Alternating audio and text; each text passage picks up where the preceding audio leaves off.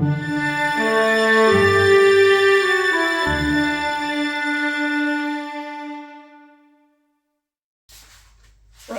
then, this clip is more about information than anything else that you may well find of use on your Triumph Bonneville, T120, T140, Tiger, and in fact most push-rod valve engines this applies to. I've used some specific figures so that we can get the information across to you fairly simply, and you can extrapolate whatever you like from that as you go along. So I've set everything basically, or I've calculated everything basically at 5,000 RPM, and we can work from there. At 5,000 RPM, we have 42 openings per second of the valves.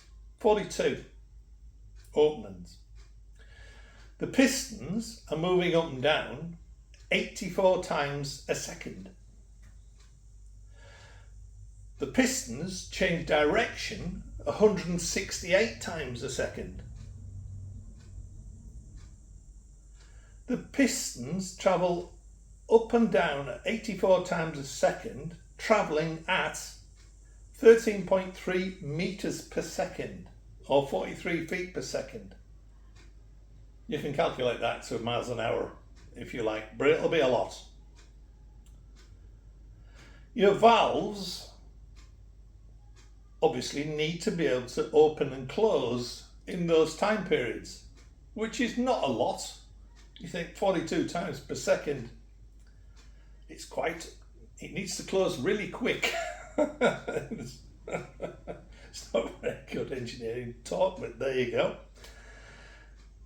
To be able to close, those valves need to be operating at a minimum spring pressure of 60 pounds. That's a lot of energy inside your engine. Huge. So it's important that everything inside when you're doing a rebuild is 100% correct. Don't play games, get it correct. That energy's got to be contained and controlled. Now your valve pressure that closes your valves is very, very important, and that's usually ignored or forgotten about when you're doing an engine rebuild. Your valves are closed by springs in your cylinder head. Here's your cylinder head, and here's the springs. There are 2 springs in each. Those 2 springs are there for a reason. It's not for fun. If you have weak valve springs, they will not close the valves in time for the next cycle. If you think about it, that's fairly logical.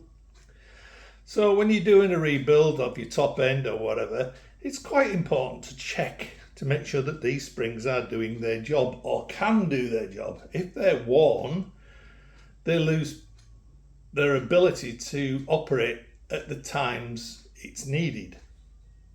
As these springs get weak over time, they lose the amount of pressure they can generate to close the valves. If it drops down too much, those valves aren't going to close. Now to test it, it's really, really easy to do. All you need is a block of wood and your kitchen scales. Set your kitchen scales to pounds. Then all we're going to do is we're going to put the end of the valve stem on the block of wood and push down. At the same time as you do that, put your thumb on the valve, like that. And you push down till you feel the valve move and look at what you've got. Might be, depends how strong you are. But anything over 60 pounds, then these springs are fine. Anything below 60 pounds, then you need to change the springs. With a new set of springs, you should get it 70 pounds plus, but check it before you install the head on the bike. Now I'll just turn my scales on and we'll do a test. So we put the valve stem on the scales and simply press down there until we see the valve open. I'll do it again. Press down and you feel the valve open. That was at 65 psi. Do the next one.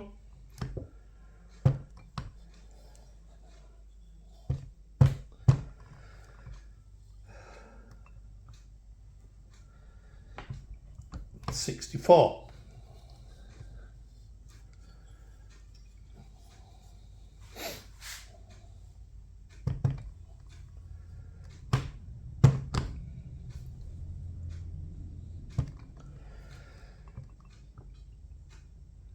$63. Do it again.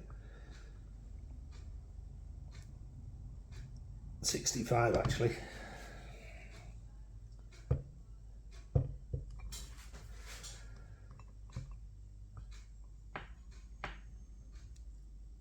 $65 on that one too.